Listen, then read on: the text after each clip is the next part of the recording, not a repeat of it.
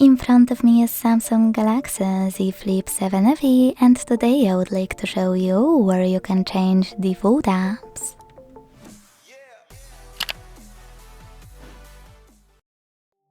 You need to start by opening Settings and scrolling down to click on Apps.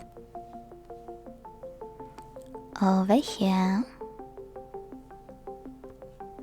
Now click on Choose Default Apps and tap on one of those sections you wish to manage, in my case, Browser app.